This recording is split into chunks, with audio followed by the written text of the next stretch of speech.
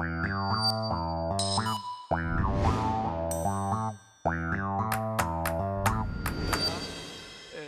à nos intervenants, Guillaume Poitrinal, Méka Brunel, Nicolas Joly, Béatrice Lièvre-Théry, que nous entendons, que je présenterai tout à l'heure. Nous faisons depuis quelques mois un peu cause commune avec l'École des Ponts, le master immobilier et bâtiments durables, dont Dominique Naert est le directeur qui va animer cette soirée avec moi. Ce soir, le thème est un thème d'actualité. Notre idée, c'est d'aborder les sujets qui sont les sujets difficiles de l'immobilier du moment. Nous avions abordé le sujet de l'énergie au mois de novembre. Aujourd'hui, c'est un sujet plus économique, bon, encore que l'énergie soit bien un sujet économique. On va prendre à peu près 1h30 pour avoir quelques échanges. On commencera par une intervention de Guillaume Poitrinal et ensuite nos trois intervenants débattront. On présentera le débat tout à l'heure. Voilà. Dominique, rapidement, pour dire un peu quel est le fond du sujet d'aujourd'hui. Oui, absolument. Alors, donc, effectivement, Guillaume doit partir, donc après, on débattra avec vous trois. Alors, nous sommes ravis de l'intérêt. Je vois qu'il y a de plus en plus de monde et je crois que les gens vont arriver parce que c'était plus 19h.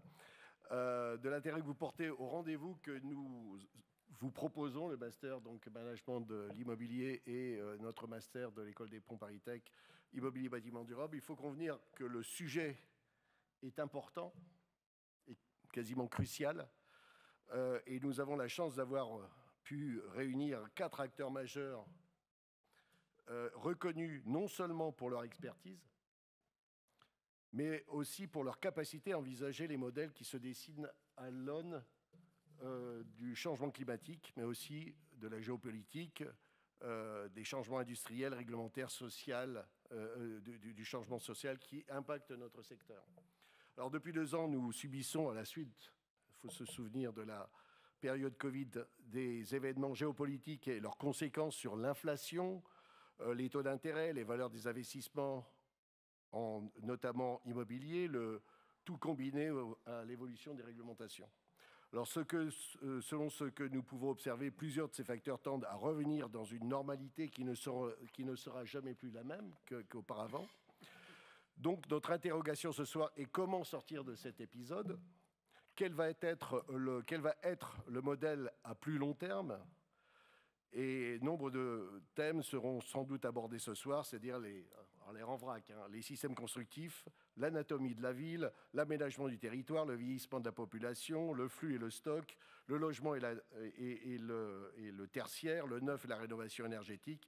Et ce qui nous intéresse à nous deux, c'est la mutation des compétences des acteurs et leur formation. Alors je laisse donc Denis vous présenter les 4 personnalités qui vont non seulement donner leur avis et expertise et échanger entre eux. Alors nous pourrons en tirer la quintessence, à la suite de quoi nous allons pouvoir les interroger et échanger avec eux. Voilà, c'était rapide, comme tu l'avais souhaité.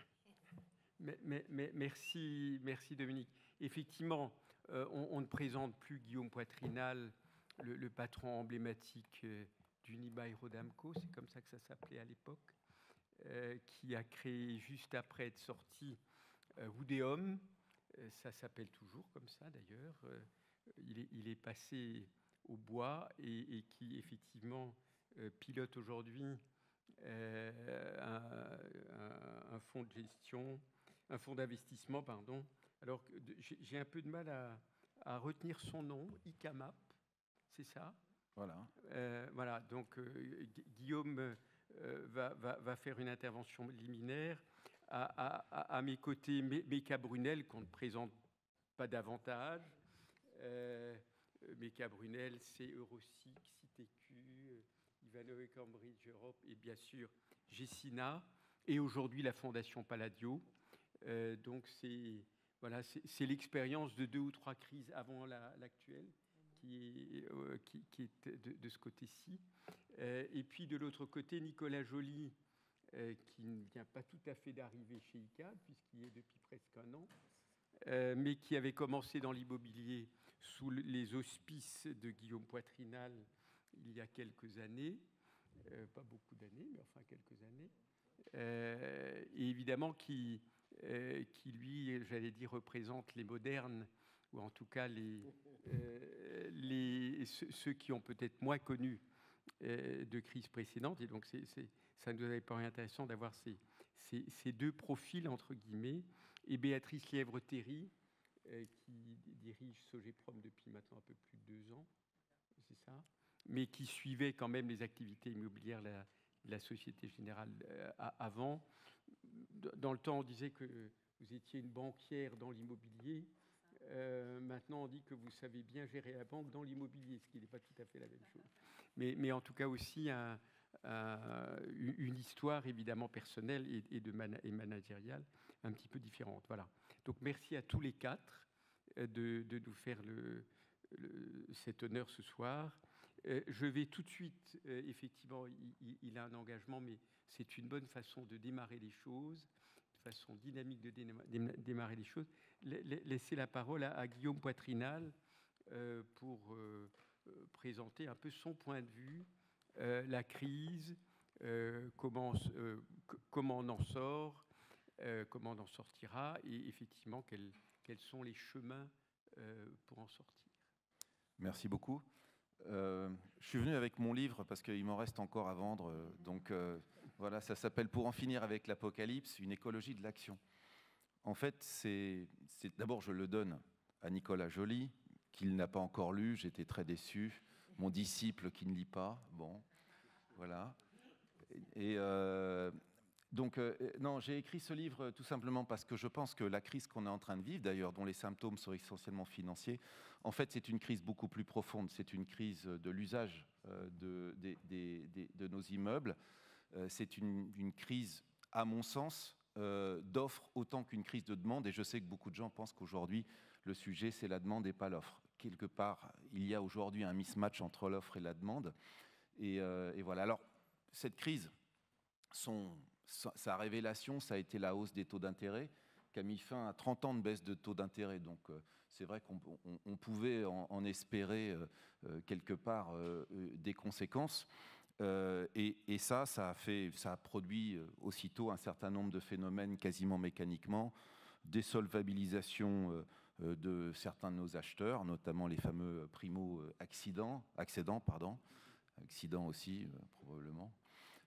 Et puis une destruction sans précédent en fait de fonds propres, de valeurs boursières, parce que quand vous êtes investisseur immobilier et qu'on vous explique que votre immeuble vaut 20% de moins parce que le taux de rendement locatif exigé par l'investisseur potentiel qui pourrait acheter votre immeuble est passé de 4,5% à 5,5%, ce qui n'est pourtant pas un truc, eh bien, très souvent, vous avez perdu la moitié de vos fonds propres si vous aviez un bilan avec un effet de levier de 50%, donc 50 de dette, % de valeur d'actifs. Est-ce que tout le monde suit ?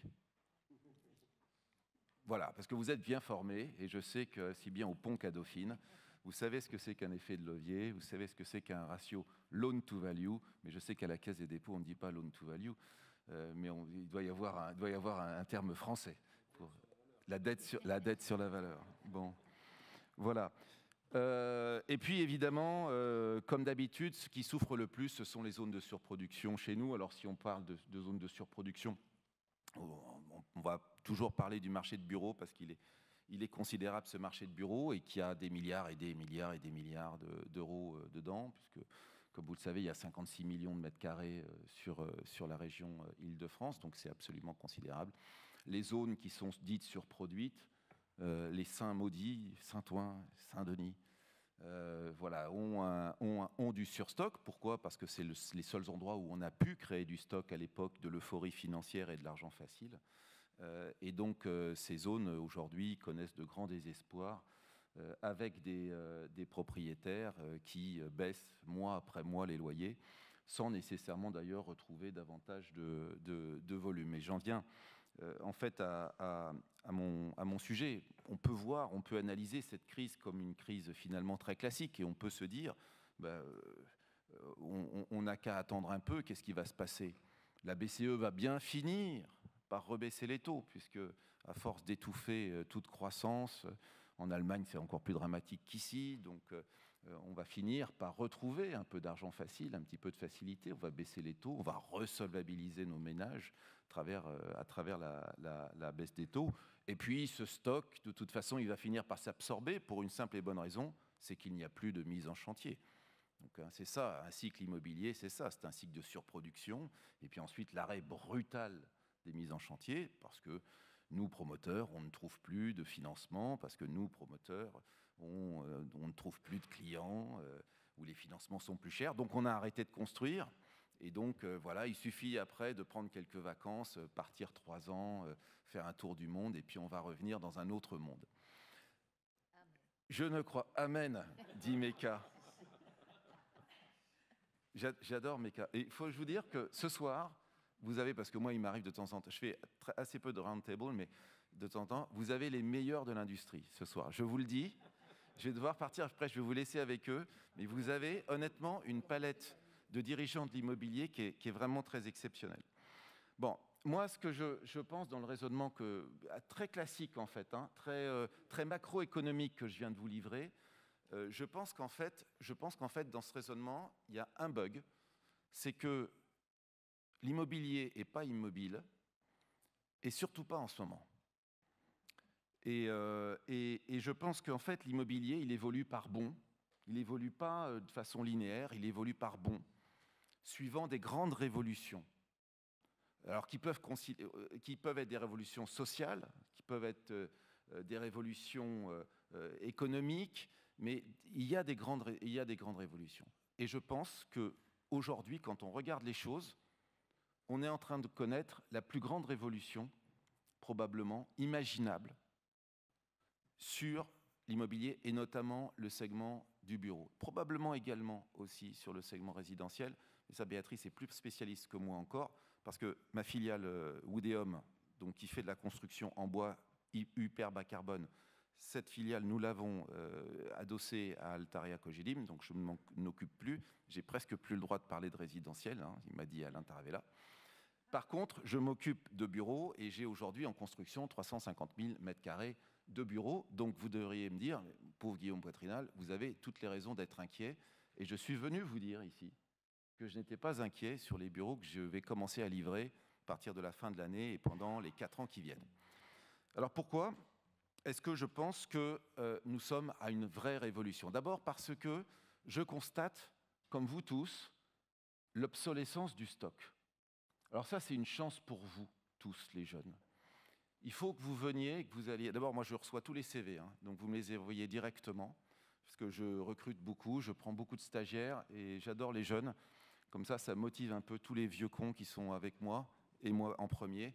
Et ça leur donne un petit peu de fil à retordre. Donc, je prends tous les... Mais la réalité, c'est qu'en fait, nous vivons, avec un stock totalement obsolète. 56 millions de mètres carrés, les 2/3 ont plus de 20 ans.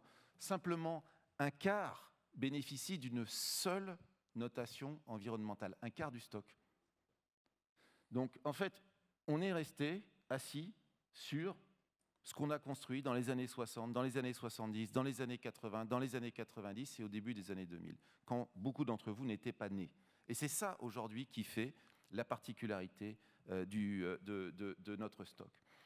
Pendant toutes ces années, en fait, on imaginait l'entreprise comme un monde de grande hiérarchie, avec en haut de la tour le patron, un ascenseur pour lui tout seul, éventuellement pour son comité exécutif, quand il avait la générosité de partager son étage à lui avec son comité exécutif. Et puis ensuite, plus on descend dans les étages de la tour, et plus on va vers les services dits généraux. Et à la fin, en fait, on a au premier étage, voire dans l'entresol, les locaux sociaux, le comité d'entreprise. Et puis voilà. Et puis on dit aux gens... il faut arriver, il faut prendre l'ascenseur, vous allez être enfermé dans l'ascenseur, mais votre enfermement n'est pas fini, parce qu'une fois que vous allez être arrivé à votre poste de travail, vous allez de nouveau être enfermé, et tellement enfermé qu'en fait, vous ne pourrez pas ouvrir la fenêtre. Et puis ensuite, à 12h15, vous allez reprendre l'ascenseur, vous allez redescendre, de nouveau être enfermé, puis vous allez trimballer votre petit plateau en plastique, Enfin, on a tous connu ça. Et il est très probable que beaucoup d'entre vous, les jeunes, vous n'allez jamais connaître ça. On a construit ces bureaux comme des prisons, comme des univers carcéraux. Et il a fallu le Covid pour que la population, pour que nos vrais utilisateurs découvrent qu'en fait, c'était sympa de travailler avec la fenêtre ouverte. C'est sympa d'avoir vue sur un jardin. C'est sympa de pouvoir travailler dehors. C'est sympa de prendre l'escalier au lieu d'être enfermé dans un ascenseur. Et ça provoque une sénilité précoce de beaucoup de nos immeubles. Et Nicolas le sait. Il l'a dit aux journalistes. Son cours de bourse s'est effondré de 20%. Je peux vous dire, je suis actionnaire. Il l'a dit. Il a reconnu la sénilité précoce de ces 7 milliards. D'une partie du parc. D'une partie du parc. Bon, mais voilà où on est, les amis. Il y a aujourd'hui une grande révolution des modes de travail. Tous les jeunes aspirent à plus de liberté, plus d'indépendance. Ils ne veulent pas un poste de travail, ils en veulent 3 ou 4, suivant ce dont ils ont envie de faire. Ils ont envie d'être avec les copains, ils veulent en effet pouvoir s'asseoir dans un truc qui ressemble à un bar ou je sais pas, un hall d'hôtel. Ils veulent pouvoir faire du sport, ils veulent pouvoir déjeuner voilà, convenablement. Et puis, s'ils veulent se concentrer, ils veulent un endroit où il n'y a personne, quoi. S'ils veulent aller dehors, ils veulent aller dehors. C'est la liberté, demain, qui sera le moteur de la société. On va passer d'une société de hiérarchie, hyper organisée, à une société de liberté. Et c'est vrai que les startups, WeWork, etc., secouent, en fait, encore aujourd'hui, tous nos concepts. Donc, qu'est-ce qu'il faut qu'on fasse, nous ?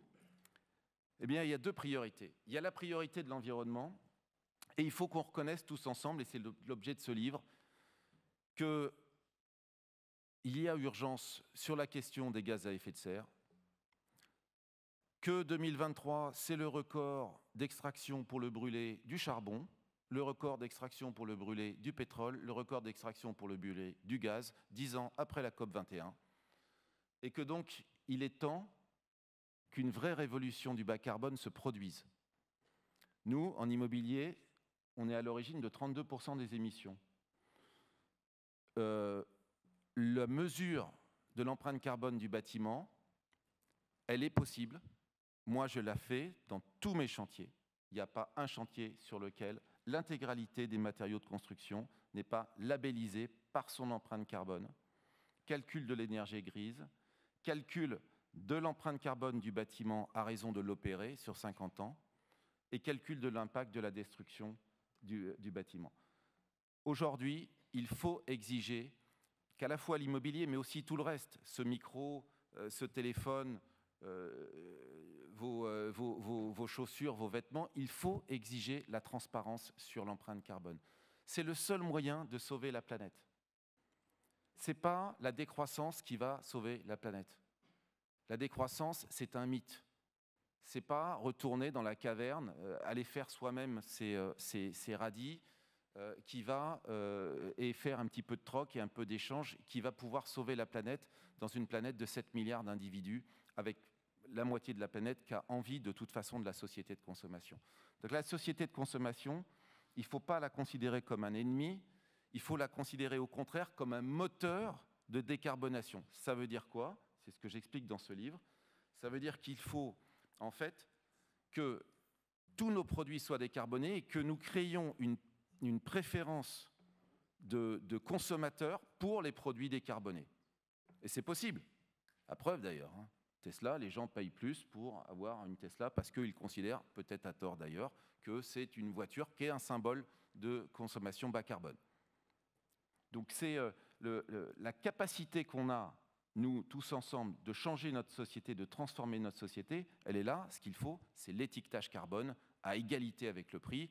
C'est ce que je demande, ce que je réclame dans ce livre, et j'arrêterai pas. Et je vais essayer de faire le premier centre commercial bas carbone à l'Aqua Boulevard, enfin un petit truc parce qu'on ne peut pas faire trop grand, voilà, avec le double étiquetage, prix et empreinte carbone de tout ce qui est vendu par H&M, par Zara et par tous les autres dans ce centre commercial.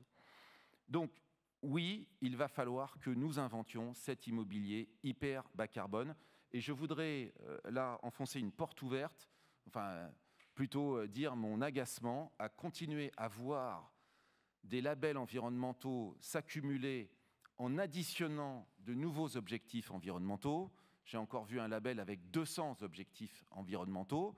Donc c'est sûr que de diluer l'impératif écologique dans 200 objectifs, vous êtes sûr de rien faire. En France, il y a un truc qui s'appelle « qui trop embrasse mal les trains ».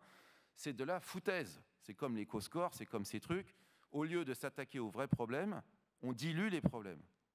Et donc moi et nous, tous ensemble, on nous demande de faire des hôtels à insectes dans des endroits où franchement, il n'y a pas besoin d'avoir des insectes, on est en pleine ville. On nous demande de faire, non mais c'est vrai, des nichoirs à oiseaux, si vous voulez, dans le truc, et on ne regarde pas si oui ou non, on a coulé énormément de béton et on ne regarde pas l'impact carbone du béton qu'on a utilisé pour faire nos immeubles, où on le regarde à égalité avec les nichoirs à oiseaux et les hôtels à insectes. Donc il faut arrêter de penser que tout est égal. Tout n'est pas égal.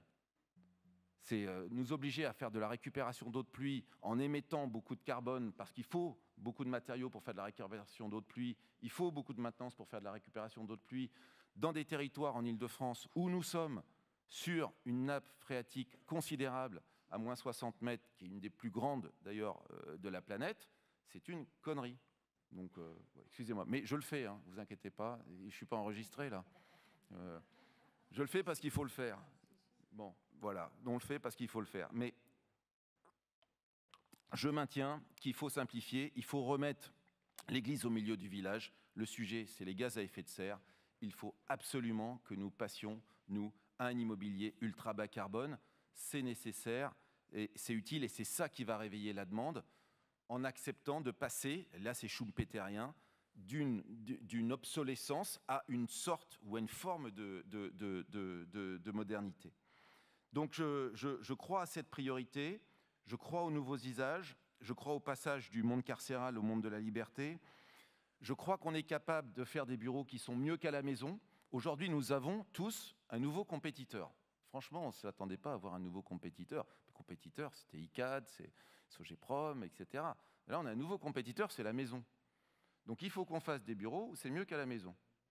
Donc, l'architecture, ça doit être mieux qu'à la maison. Le design, ça doit être mieux qu'à la maison. La performance environnementale, mieux qu'à la maison. Pour certains, ce n'est pas difficile. La bouffe, mieux qu'à la maison. Pour certains, ce n'est pas difficile. Du sport, 2000 m² de sport. Voilà, des potagers en circuit court pour faire de la cuisine végane sur place. C'est ça qu'on veut. Il faut que les bureaux soient mieux qu'à la maison. Si les bureaux ne sont pas mieux qu'à la maison, les gens ils vont rester chez eux. Surtout les patrons, le lundi et le vendredi. Pourquoi ? Parce qu'ils ont la maison de campagne en Normandie. Voilà. Et ils laissent les jeunes en coloc à Paris, tous ensemble. Voilà. Et eux, ils font du télétravail sur le bord de la piscine. Voilà donc ce que je pense. Voilà, je pense que c'est quelques idées. Maintenant, vous allez débattre entre vous parce que je me sauve avant les questions et avant de prendre les tomates. Et puis, je vous dis à très bientôt. Et je serai ravi de venir vous voir une autre fois. Mais je pense qu'on peut sortir de cette crise par le haut. Ça veut dire par l'investissement. N'oubliez pas que l'investissement, c'est un moteur de croissance économique. Contrairement à en France, on adore la consommation, on adore la surconsommation, surtout quand elle est financée à crédit avec le déficit public. Mais la réalité, c'est que l'investissement est aussi un moteur de croissance économique, de PIB, et donc de redistribution, et donc de bien-être social. Merci à tous.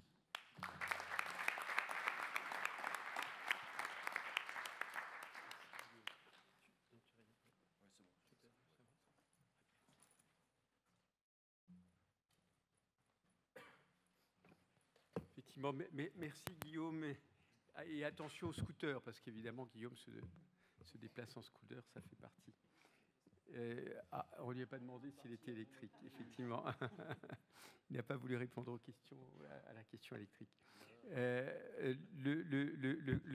J'allais dire, le cadre est lancé. Effectivement, la crise existe, elle est profonde, comme on dit. On vous propose de débattre en 3 temps. D'abord, comment surmonter la crise à court terme, quand on a préparé la soirée, Meka disait comment sauver les meubles. Pour de l'immobilier, évidemment, c'est un peu facile, mais en tout cas, voilà, aujourd'hui, et depuis un moment, on est dans cette crise. Donc, comment, à la fois, faites-vous chez Sogeprom et ICAD, et comment la leçon des anciennes crises et le recul que peut avoir la présidente de la Fondation Palladio peut nous éclairer là-dessus. On fera un deuxième moment sur le nouveau modèle. Guillaume nous disait à l'instant, ça ne va pas recommencer comme avant, juste en attendant Christine Lagarde. Et puis on fera un troisième moment autour de la manière d'aller vers ce nouveau modèle et donc de trouver le chemin voilà, pour y arriver. Alors peut-être pour commencer, Béatrice Lièvre-Théry, comment faites-vous d'abord, comment vous, brièvement, comment caractériseriez-vous le moment où vous êtes aujourd'hui? Voilà, alors on a un certain nombre de chiffres qu'on lit un peu partout, et vous êtes aussi une femme de chiffres, mais voilà, comment faites-vous face à ça? Alors aujourd'hui, la situation, c'est qu'on se retrouve face à très clairement cette double crise de l'offre et de la demande.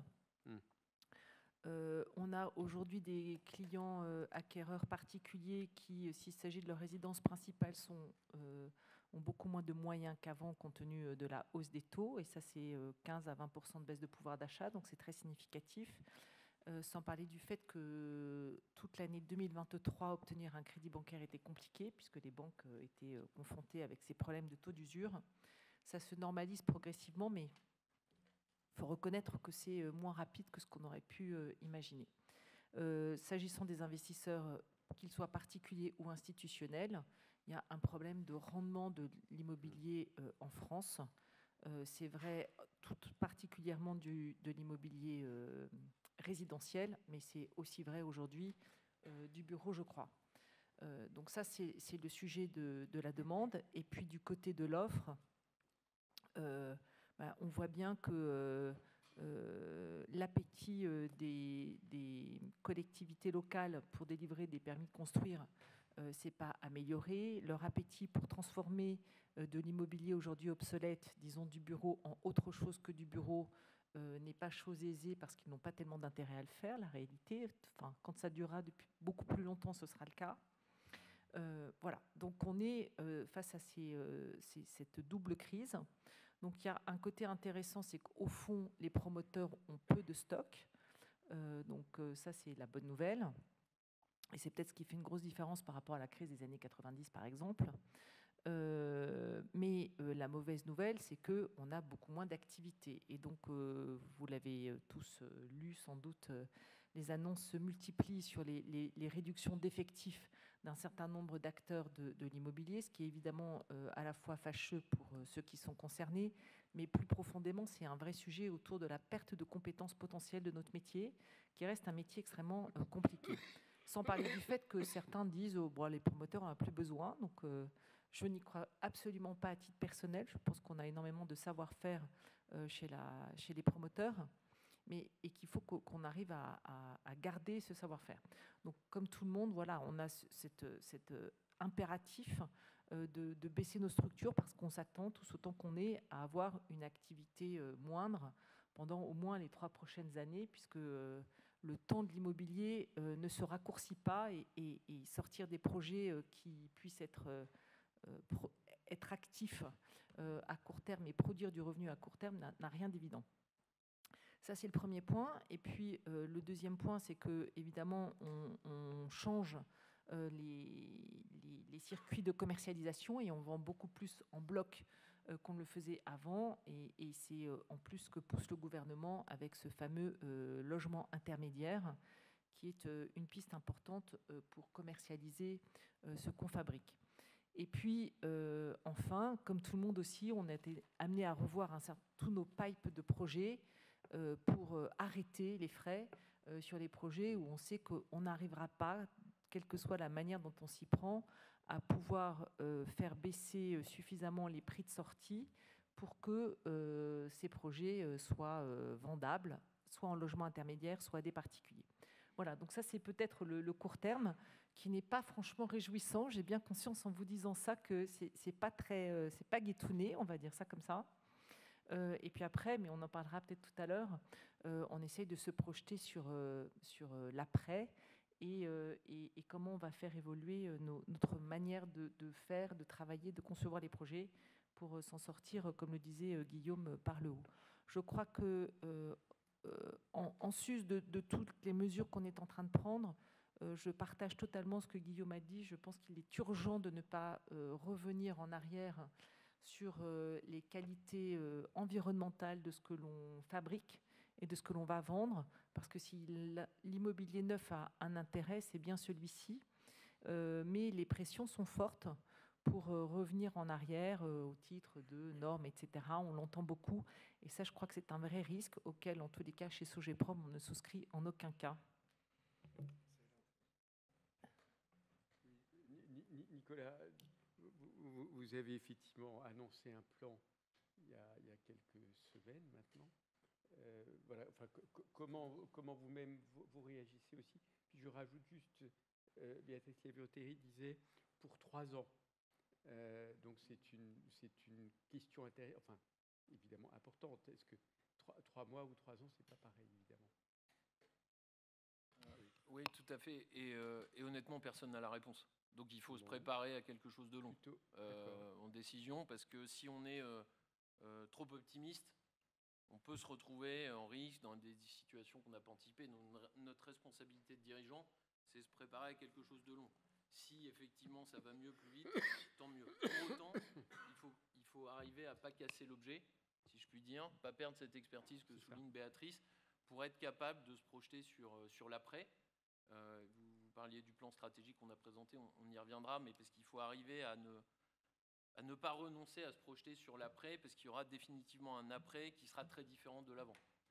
Parce que, Guillaume l'évoquait, on a ce choc financier avec la remontée de 300 points de base des taux, quelque chose qu'on n'a jamais vécu.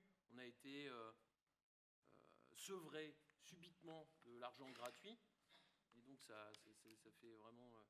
on n'était pas préparé à ça, mais il ne faut pas que ça vienne masquer ce que soulignait en partie Guillaume, qui sont des changements de fond dans la ville, entre la transformation foncière, les impératifs de transformation écologique, ces transformations des usages, on y reviendra, qui vont changer profondément nos métiers. Et si on revient sur le sujet court terme, déjà, il faut être sur la brèche, il faut être sur le terrain. Béatrice le disait, il faut tout revoir, il faut reprendre tous nos projets, remettre des seuils plus élevés de sécurité, il faut prendre les décisions nécessaires qui ne sont pas les plus réjouissantes, mais qui s'imposent pour préserver le modèle. Et on a basculé très très vite d'une logique de croissance à une logique de cash, de protection du bilan, de préservation de nos cash flows. Et c'est aujourd'hui ce qui dicte l'arbitrage et ce qui se traduit très concrètement dans le quotidien des équipes. Et des équipes qui étaient drivées par le développement, le chiffre d'affaires, la marge. Maintenant, quand je vais voir les équipes en région, on parle besoin en fonds de roulement, on parle bilan. Donc vraiment, il faut arriver à pivoter en termes d'état d'esprit dans l'approche des projets qu'on a. Vous parliez de décalage. Nous, on a décalé 40% des chantiers qu'on avait initialement budgétés. On a renoncé à 3 fois plus d'opérations que ce à quoi on avait renoncé l'année précédente. Donc voilà, il faut prendre ces décisions-là. Il faut pivoter en termes de modèle. Là, pour vous parler du logement, parce que chez ICAD, on est un animal un peu hybride. On fait 5000 logements par an. Et à côté de ça, on est aussi une foncière de bureaux, qu'évoquait Guillaume. Mais pour vous parler du logement, comme Béatrice, on a pivoté. C'est-à-dire que notre métier historique, c'est vendre ce qu'on appelle dans le diffus aux individuels, qui peuvent être accédants, qui achètent pour eux, ou qui peuvent être des investisseurs, type investissement via Pinel, et puis des bailleurs sociaux. C'était moitié institutionnel, moitié individuel chez nous en 2022. Aujourd'hui, c'est 70% d'institutionnel, soutenu par des plans d'action forts. C'est des Habitat, Action Logement, vous l'avez vu dans la presse. Et ça nous fait pivoter dans notre manière de vendre, dans les échanges qu'on a. Ça nous fait prendre des arbitrages douloureux parce que quand on vend en bloc, on vend moins cher, forcément, donc ça vient impacter les marges, mais voilà, il faut prendre ces décisions-là. Je pense que managérialement, et on le fait au quotidien, là, il faut être auprès des équipes, parce que on n'est certainement pas les modernes, en fait. Les modernes, c'est les gens qui ont grandi chez nous ces 10 dernières années, qui n'ont jamais connu une crise et qui n'ont jamais connu autre chose que l'argent avec des taux négatifs. Et donc c'est très dur, quand vous avez des gens qui ont été dans cette dynamique de croissance, de leur expliquer que 1, c'est fini, et 2, ça ne reviendra plus. Ça, c'est compliqué. C'est compliqué d'aller revoir quelqu'un qui vous vend son terrain, vous avez topé, et lui expliquer que, en fait, non, vous êtes désolé, mais vous ne serez plus là. Ou alors, vous serez là, mais à des conditions inverses. Managérialement, c'est dur à porter. Donc, il faut être au plus près des équipes. Nous, on fait régulièrement le tour des équipes. Au plus près des managers, le rôle managérial dans les entreprises qu'on a, il est absolument clé. Donc voilà, je pense que il faut être sur la brèche. Là, on gère de manière très tactique une réponse à ce qui est une crise ponctuelle. Mais en même temps, et on y reviendra tout à l'heure, il faut arriver à préparer la suite qui va être radicalement différente. Peut-être juste un mot, est-ce qu'on fait encore des bureaux et des tours de bureaux? Alors, c'est déjà 2 questions qui sont très différentes. Non, sur le fond, je pense qu'il faut réhabiliter le bureau. Alors, moi, j'ai commencé positivement, à la fois physiquement, le bureau, plus que jamais, ça a sa place dans le tissu urbain, ça a sa place dans le tissu social. Vraiment, ça joue son rôle. Et j'ai évidemment, moi, commencé il y a 20 ans chez Unibail à faire du bureau. Les choses ont fondamentalement changé. On pourra parler nos convictions sur le bureau de demain. Le bureau de demain, c'est à la fois des immeubles, mais c'est aussi les gens qui vivent dedans. On l'a assez bien dit. Et donc, je pense qu'en tant que nous, investisseurs, c'est la relation qu'on noue avec nos clients. C'est plus des utilisateurs, c'est des clients. Il faut s'intéresser à ce que les gens veulent dedans. Donc, après ces quelques années de bureau, moi, j'ai fait du commerce. Et j'ai vécu le commerce physique va disparaître, c'est fini, il y a l'e-commerce, etc. Le quotidien montre que même si le commerce physique se réinvente, il est toujours là. Je pense que sur le bureau, ce sera le cas. Il y a effectivement des zones qui vont disparaître. De la même manière qu'on a fait l'assessment sur notre portefeuille de projet, côté investissement, on a fait l'assessment sur le portefeuille de bureau. Alors, ça n'est pas, comme Guillaume le laissait penser, 100% de notre portefeuille de bureau qui est à jeter. Et au-delà de jeter, en fait, on a fait une clé qui était l'usage. On est allé voir nos clients, qui sont nous, l'État, des sociétés du CAC 40, du SBF 120, pour leur dire qu'est-ce qui fait que demain, vous irez dans cet immeuble de bureau. Et là, c'est assez intéressant parce qu'en fait, leur problème numéro 1, c'est vous, hein, c'est leurs people, c'est leurs salariés, il faut que je garde mes talents, il faut que j'en attire de nouveaux. Et certes, il y a les 2 jours à la maison qui sont déjà un sujet, mais il y a les 3 jours au bureau. Les 3 jours au bureau, les gens attendent confusément quelque chose de différent. Et les entreprises, les clients avec lesquels j'ai échangé, en réalité, ils ont du mal à définir ce qu'ils veulent. Et ce qu'on constate, c'est que comme ils réduisent l'empreinte, ce qu'on réduit de 20 à 30%, globalement, c'est ce qu'on observe chez les entreprises, ils réduisent leurs besoins de cette taille-là, à la fois télétravail Covid et à la fois inefficience historique qu'on n'avait jamais vraiment traitée parce qu'on ne l'avait jamais vraiment mesurée. Donc on embarque tout ça, et avec cette marge financière, dans le doute, on coche toutes les options. Parce que comme on ne sait pas exactement ce que les gens veulent, on fait du très central, du très vert, du très serviciel, etc. Et donc cette proposition aux clients, elle est encore en train d'évoluer. C'est pour ça que nous, investisseurs, on doit rester au contact du client demain. Donc oui, il y aura toujours des bureaux demain. Est-ce que ce sera des tours, pas des tours? Ça, je ne sais pas. Mais il y a quand même une partie du parc de bureaux qui va devoir se muter. Et nous, dans le diagnostic qu'on a fait avec cette clé d'entrée de notre portefeuille, on est arrivé à la conclusion, on a 15% de nos actifs qu'il faudra transformer. On a une chance, c'est qu'on a la boîte à outils à la maison, avec ces équipes de promotion, qui vont nous aider à les transformer en hôtels, en enseignement supérieur, en logement, etc. Mais c'est de l'orfèvrerie. Il n'y a pas de martingale du bureau en logement, c'est du cas par cas, c'est des contraintes techniques. Si vous avez 18 mètres ou 12 mètres, ce n'est pas la même chose de profondeur. Vous avez des contraintes réglementaires, ça dépend de votre PLU. Vous avez des contraintes politiques.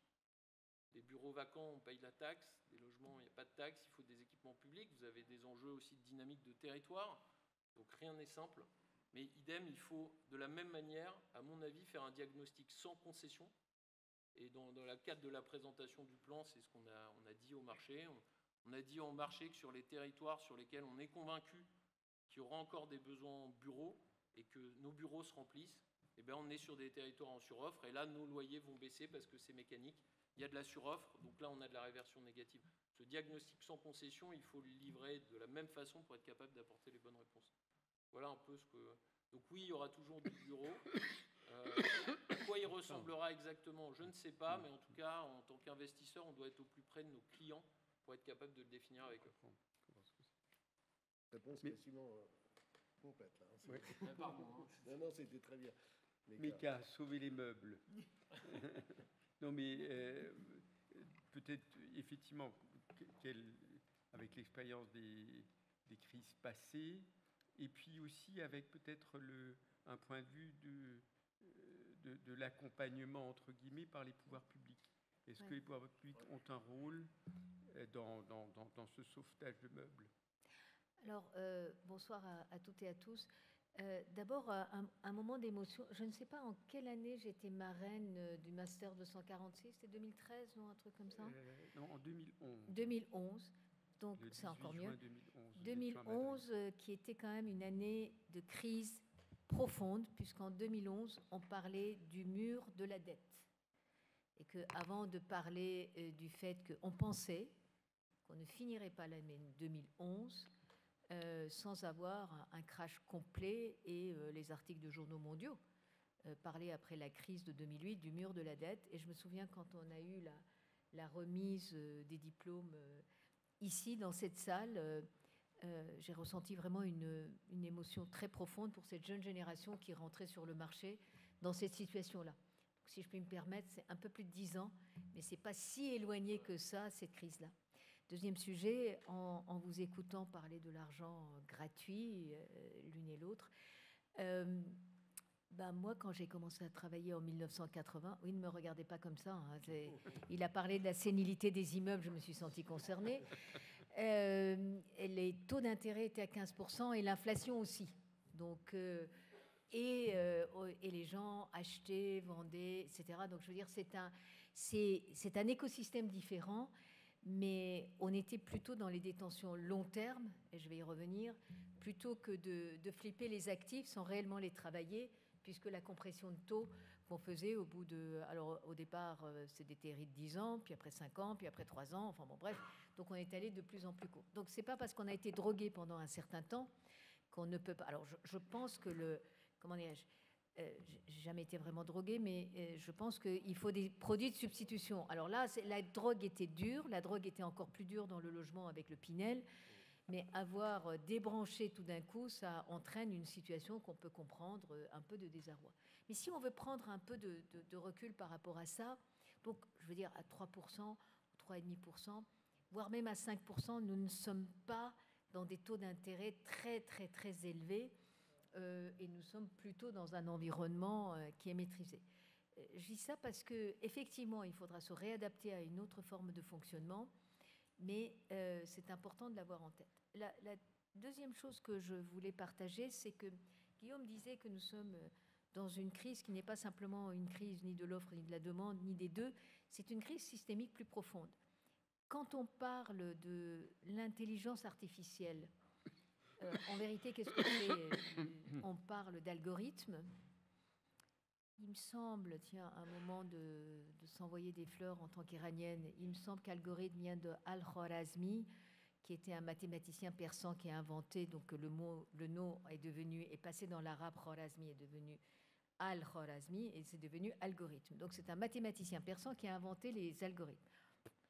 Vous allez vérifier, mais c'est pas très grave. Je me suis fait un moment de fleurs là-dessus. Donc, ce que je veux dire, c'est que ça date pas d'hier. Qu'est-ce que ça veut dire algorithme? Ça veut dire mécanisation et digitalisation. Ça veut dire que nous vivons un moment qui est très particulier. Ce n'est pas que les bureaux ne correspondent pas, ce n'est pas la Covid, ça vient de beaucoup plus loin. Ça vient du fait que cette mécanisation entraîne la suppression d'énormément d'emplois de gestionnaires, de comptables, d'emplois, j'allais dire, tertiaires, au bénéfice d'emplois de services et ou d'industriels de base, et ou à très très haute valeur ajoutée. Ceci explique aussi l'aggravation de ces besoins en bureau. Parce que dans toutes les crises qu'on a connues avant, les loyers étaient trop élevés, on n'avait pas les moyens, on envoyait le personnel administratif, on vidait les centres-villes, on envoyait les personnels administratifs à 30 km, on attendait que ça se passe, et puis après on rapatriait petit à petit avec le temps. Mais ça vient s'ajouter, le télétravail est un des éléments représentatifs de ça, mais en vérité, une grande partie de ces emplois en télétravail vont disparaître pour être remplacés par autre chose. Donc il y a un vrai sujet sociétal de transformation de ces emplois pour pouvoir accompagner ces transformations. J'en profite pour dire que la tertiarisation depuis l'après-guerre, plus l'accélération à partir de 90 de la mondialisation, pardon de prendre un peu de recul, mais je pense que le contexte dans lequel nous sommes est un peu plus complexe que simplement est-ce qu'on a besoin de plus de mètres carrés, de moins de mètres carrés. Eh bien, a permis l'émancipation des femmes à grand coût d'utilisation d'énergie, et notamment d'énergie fossile. Ça posera, mesdames, messieurs, dans cette salle, le problème de la conversion et de la reformation, réadaptation des formations, nous sommes dans une université, de tous ces emplois féminins à d'autres emplois qui sont beaucoup plus nécessaires, et on en parle en permanence, des emplois de service, des emplois industriels, des emplois dans la justice, dans l'éducation, dans la santé, etc. Et donc c'est un vrai, et la revalorisation de ces emplois qu'on doit pouvoir faire en remplacement. Donc nous vivons une vraie période, et ce n'est pas que français, de transformation sociétale. Je reviendrai sur les bureaux qui doivent être comme à la maison. Quand j'ai pris la direction générale de Gecina, la grande mode, c'était les bureaux doivent être comme à la maison. Puis tout d'un coup, il y a la Covid, et la maison est devenue bureau, centre commercial, centre de loisirs, école, j'en sais rien, centre de logistique, restaurant, enfin tout ce que vous voulez. Tout ça d'ailleurs, encore une fois, avec beaucoup de charge mentale sur le dos des femmes j'ai 3 filles, donc elles se sont senties dans l'obligation de tout faire en même temps, à la même seconde, donc voilà, avec beaucoup de bénédictions, je vais m'attirer des foudres, de leurs conjoints qui trouvaient qu'elles faisaient ça très bien et qui les encourageaient à poursuivre dans ce sens-là. Évidemment, toute ressemblance avec des choses qui ont été vécues sont tout à fait fortuites. Moi, je suis pour la loi El Khomri, votée sous François Hollande, qui donne le droit à la déconnexion. Et je suis contre le travail à la maison. On doit pouvoir travailler à proximité de la maison, mais il y a un moment, il faut pouvoir se débrancher, se déconnecter, rentrer chez soi, se désintoxiquer de tous ces appareils, et je fais partie des gens intoxiqués, pour avoir une conversation, lire un livre, rien faire, faire du tricot, regarder une émission à la télévision, à l'ancienne, voilà, des choses comme ça, et parler avec la famille autour de la table.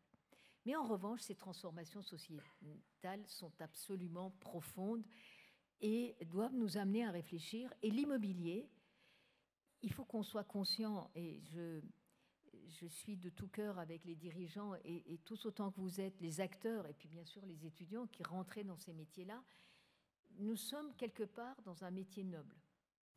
Je partage avec Guillaume l'idée que tout n'est pas fini, au contraire.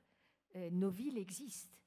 Nos villes ne vont pas disparaître, et j'espère bien qu'ils ne vont pas disparaître. Nous sommes tous acteurs de la ville, occupants de la ville, habitants de la ville, et l'immobilier, c'est le bas de l'échelle de Maslow. C'est ce qui nous donne de la dignité, d'abord avec le toit pour vivre, mais aussi pour travailler, mais aussi pour être éduqué, mais aussi pour le loisir, mais aussi pour le commerce, tout ce que vous voulez. Mais on est en bas, là. On n'est pas... Et donc, c'est un outil à la disposition de la société dans son ensemble. Nous ne sommes pas déconnectés de tout le reste, nous ne sommes pas une fin en soi. Parfois, quand j'entends les politiques, tu parlais des pouvoirs publics, parler de l'immobilier, soit c'est une rente, soit c'est...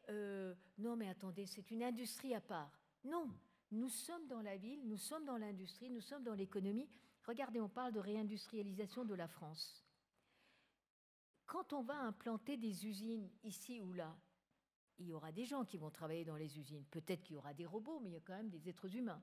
Ces êtres humains ont des familles. Ils ont besoin d'être logés. Quand ils vont être logés, il faudra bien qu'il y ait une école, il y aura des familles, donc il y aura des écoles, il y aura des services, il y aura des emplois induits qui vont s'agréger, etc. Donc on ne peut pas penser l'immobilier ex nihilo, en étant déconnecté de tout le reste et en étant une fin en soi. Et nous, en tant qu'industrie, parce qu'on est une industrie, et il faut qu'on convainque nos gouvernants, nos dirigeants, que nous sommes une industrie. Ça représente 13% du PIB national. Et si vous y rajoutez les services au sens large de la ville, on est à près de 20%. C'est quand même pas mal. Et puis, c'est des emplois locaux. Donc, quand même, avoir conscience que nous représentons une industrie et que cette industrie est nécessaire pour continuer à exercer, c'est quand même important. Je vais vous donner juste 4 chiffres. Je ne sais pas si j'ai répondu à ta question, mais je vais faire comme Georges Marchais, c'est ma réponse en tout cas. Les 4 chiffres, c'est 2, 50, 75, 80. Les villes représentent 2% de la surface du globe. Aujourd'hui, c'est 50% de la population. C'est parti pour être 70% en 2050. 75% de consommation de l'énergie et 80% des gaz à effet de serre. Ce que disait Guillaume, c'est très vrai. Évidemment, il faut qu'on s'occupe de tous les aspects environnementaux, mais essayons d'être quand même un peu dans la massification, c'est-à-dire appliquer la loi de Pareto, répondre à 80% des problèmes pour les porter à échelle en travaillant différemment, plutôt que de vouloir régler le 15e chiffre après la virgule qu'on ne réglera pas, puisque c'est même décourageant quelque part. Et notamment dans un moment où, effectivement, il a raison, on a besoin d'investir massivement, et souvent, on confond investissement et dépenses. Ces investissements nous permettront d'éviter des dépenses inutiles. Je vais citer un grand philosophe que je salue et que j'embrasse et qui en ce moment est à l'hôpital, mon papa qui a 98 ans. Il a dit toute sa vie, je ne suis pas assez riche pour acheter n'importe quoi, il vaut mieux faire un investissement qui soit dans l'excellence plutôt que d'acheter pas cher et de jeter. Donc je pense que cette philosophie d'un monsieur de 98 ans convient bien à notre monde aujourd'hui. Merci. Mais on retiendra effectivement l'excellence à 98 ans, effectivement. Écoutez, merci déjà pour ce premier point. En tout cas, j'entends au-delà de ce que vient de dire Mika, j'entends que l'argent, effectivement, n'est plus facile et a été un choc, et que les équipes ont besoin de soutien. Ça fait partie du sauvetage des meubles, et que, effectivement, vous êtes plutôt sur une durée longue de ce type de crise. Si vous voulez, on va passer au deuxième échange sur le nouveau modèle. C'est peut-être un peu plus intéressant de se projeter, mais en même temps, pour y arriver, il faut passer le cap. Alors, ce qui est intéressant, c'est qu'effectivement, à chaque fois, vous avez commencé à dessiner quand même un petit peu le futur, parce qu'en fait, on ne peut pas essayer de se sortir de ce guêpier, si je puis dire, sans projection. Et donc, Béatrice, pour vous, qu'est-ce que sera effectivement le modèle, le nouveau modèle, le modèle qui se présente? Alors, j'ai bien compris, Guillaume l'avait dit tout à l'heure, et vous aussi, il faut partir 3 ans en vacances et revenir et avoir un nouveau modèle. Alors, c'est quoi le nouveau modèle 3 ans plus tard? Ça, c'est le moyen. Ah ouais, attendez, on va retirer. Ah, voilà. Il serait peut-être présomptueux de dire qu'on connaît le nouveau modèle, puisqu'on est la réalité tous en train de tâtonner pour le trouver. Mais si on essaye dans cet environnement de se donner quelques grands drivers ou quelques grandes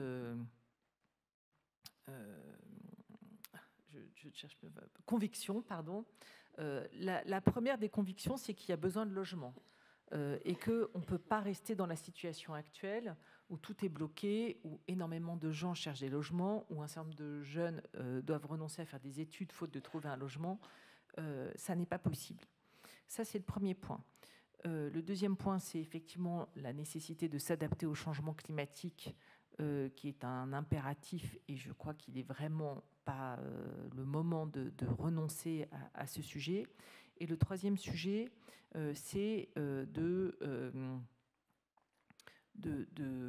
travailler, mais ça c'est un travail qui doit être collectif de toute la filière immobilière, à produire, parlons de logement, des logements qui correspondent à la fois aux besoins et aux moyens de leurs futurs habitants. Et pour faire ça, ça suppose, je crois qu'il y a un peu une tendance. Alors moi, je ne fais pas de l'immobilier depuis que je suis toute petite. Je suis tombée dans l'immobilier il y a à peu près 8 ans. Et je suis assez frappée, et j'étais banquière avant, et je suis assez frappée de constater que, et c'est vrai de l'immobilier, mais de plein d'autres métiers évidemment, que tout le monde cherche la responsabilité ailleurs.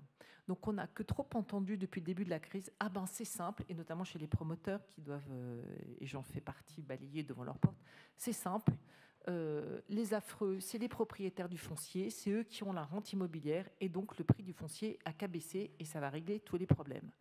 Je ne crois mais absolument pas à cette analyse, pour une raison simple, c'est que est arrivée la nécessité de consommer moins d'espace naturel, le fameux zéro artificialisation nette et la bonne vieille loi qui consiste à dire que ce qui est rare et cher va s'appliquer comme d'habitude. Donc je ne crois pas que les fonciers vont beaucoup baisser. On pourrait probablement réguler un peu plus le prix du foncier à l'avenir, mais ça va être très difficile. Le deuxième sujet sur lequel ce qui me frappe, c'est que ça fait peut-être, je ne sais pas, disons 12 à 18 mois que je dis, je crois qu'il va falloir quand même en passer par quelque chose qui me semble évident, c'est faire baisser nos coûts de construction. Et là, tout le monde me regardait en se disant, ah ben ouais, elle, on voit que ça fait pas bien longtemps qu'elle fait de l'immobilier, c'est juste impossible. Ah bah ok, continuons comme ça, mais on va tous dans le mur, parce que si on veut rien changer et que rien n'est possible, il ne va rien se passer. Et donc je pense que là aussi, il faut qu'on arrête de faire systématiquement des prototypes, parce que c'est sûr qu'on ne va pas faire beaucoup d'économies d'échelle. Il faut qu'on conçoive mieux ce qu'on prévoit. Enfin, le geste architecturel, c'est important, et loin de moi l'idée de dire qu'il faut faire des bâtiments qui ne soient pas architecturalement parlant beaux, mais il faut les faire aussi économiques, si je puis dire. Et économiques à la fois d'un point de vue financier et aussi d'un point de vue des matières et de l'impact en CO2. Et quand on se dit ça et on commence à y travailler, et puis dernier point, il faut aussi construire du logement qui corresponde aux besoins. Et donc, par exemple, on a toujours l'imposition de créer sur certaines zones où on travaille avec des aménageurs, au moins 30 voire 40% de logements familiaux, sauf que qu'est-ce qu'il y a dans les stocks des promoteurs aujourd'hui? Des logements familiaux.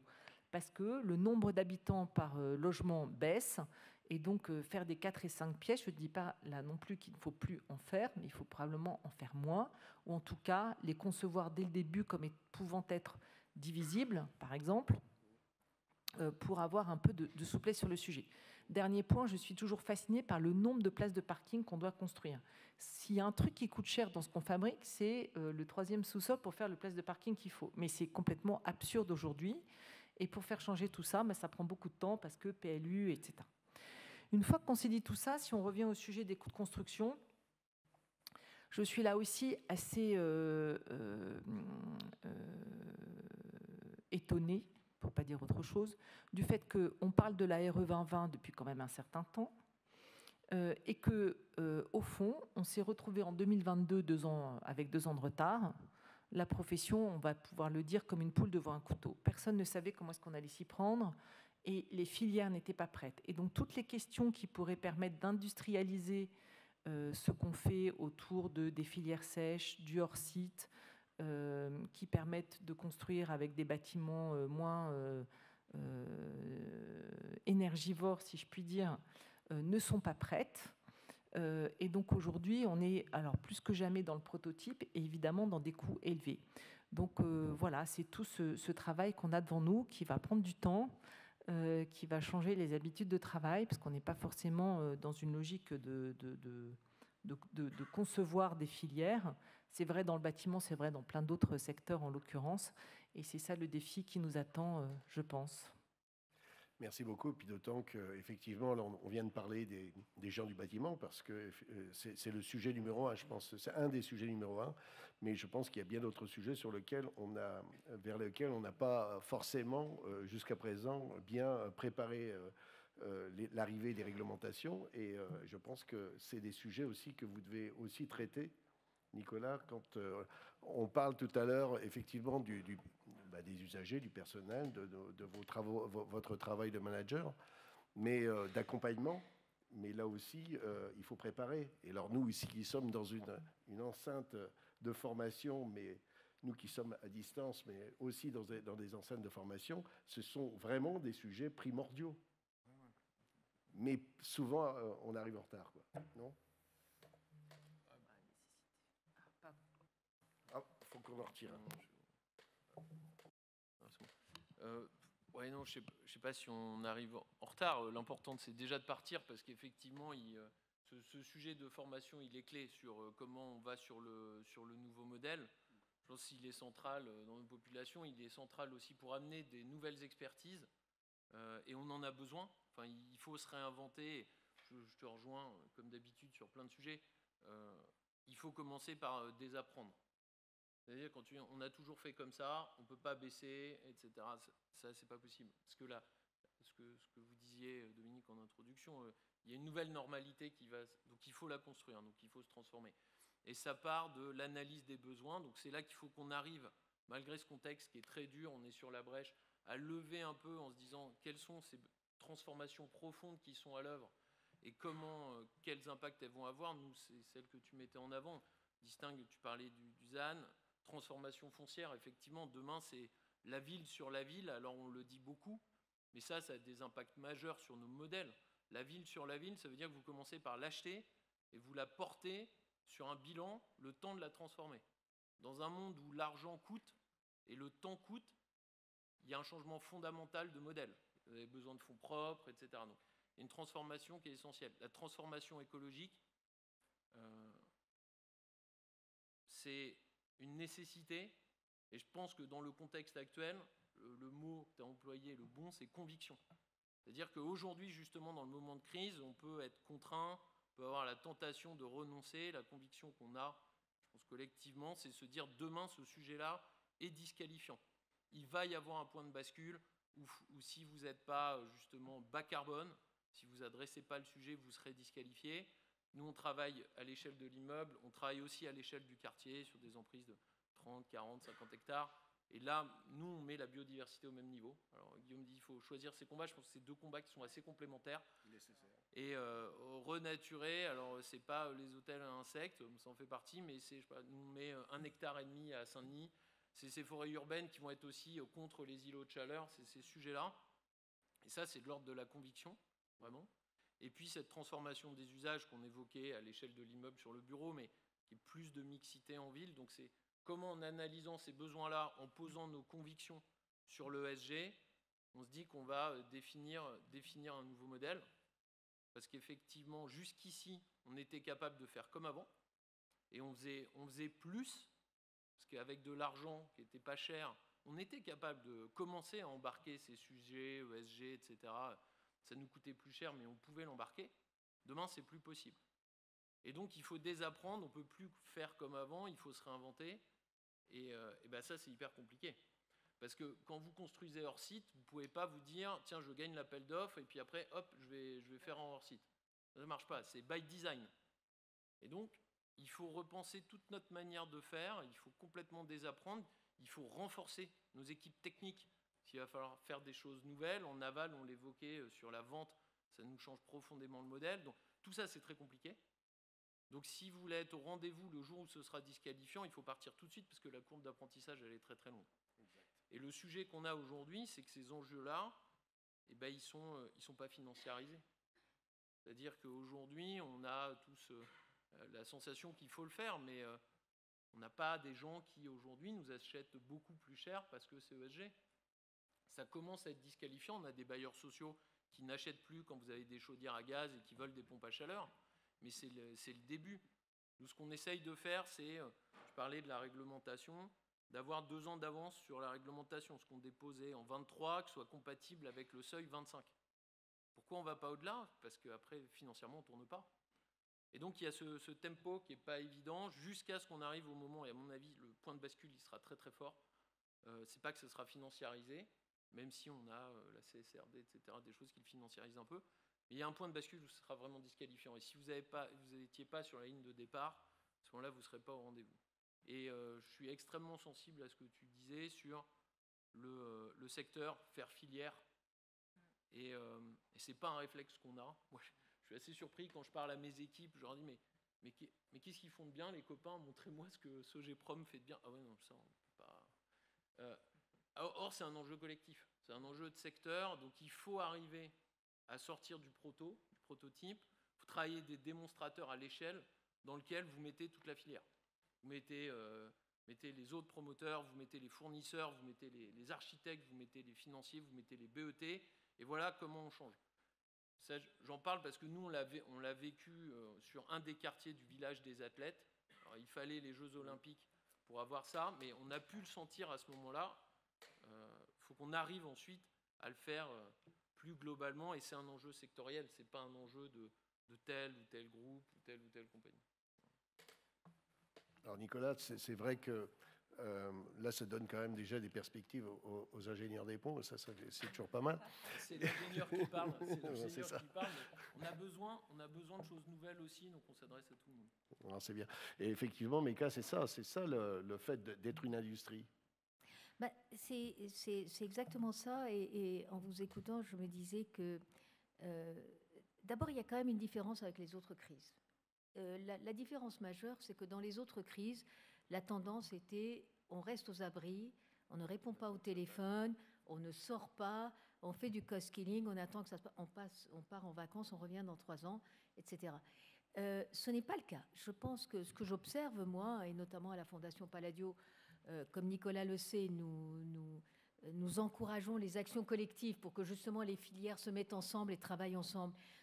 ISO-loi, ISO-argent public, parce qu'en fait, il y a beaucoup de recyclage et d'économie circulaire à faire, et on arrive à massifier et à porter à échelle. Et beaucoup de gens ici dans la salle, autour de cette table, sont partie prenante. C'est qu'on a fini le temps où on disait il ne faut pas copier par-dessus mon épaule, voilà. C'est terminé ça, tant mieux. Remettre toute la filière, et y compris, on était quand même très silotés, les financiers, les autres, etc., toute la filière, y compris les ingénieurs et les techniciens, y compris les énergéticiens, y compris les gens qui parlent de la nature. Tu parlais du village olympique, je l'ai visité, j'ai visité justement ce qui a été réalisé par ICAD avec Nicolas Ferrand. J'ai trouvé ça remarquable, et entre parenthèses, je me disais c'est un savoir-faire français qu'on pourrait exporter le moment où il faudra reconstruire l'Ukraine. On a pu, dans un temps record, construire tout un village olympique en France. On doit faire mieux en Ukraine, donc c'est tout à fait capable. En plus, il faut qu'on soit fiers, qu'on arrête de s'autocritiquer. Mais je pense qu'il faut remettre tout ça sur la table. Et aujourd'hui, l'industrie, la filière, le panorama de l'immobilier que la Fondation Palladio publie chaque année, et cette année on est en train de le changer en étude d'impact avec EY sur l'industrie, a démontré qu'on est une véritable industrie. Il faut arrêter de penser à ce que nous faisons comme étant des silos les uns à côté des autres.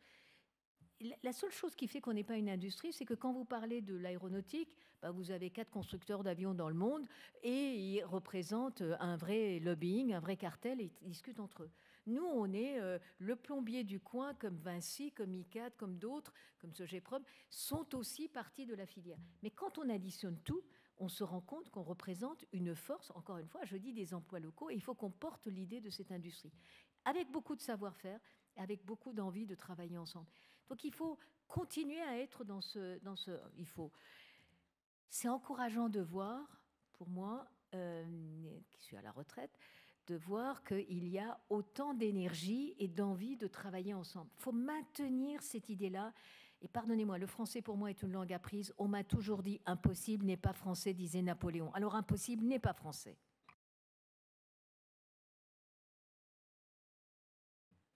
Oui, merci en tout cas pour le dessin de, de ce nouveau modèle.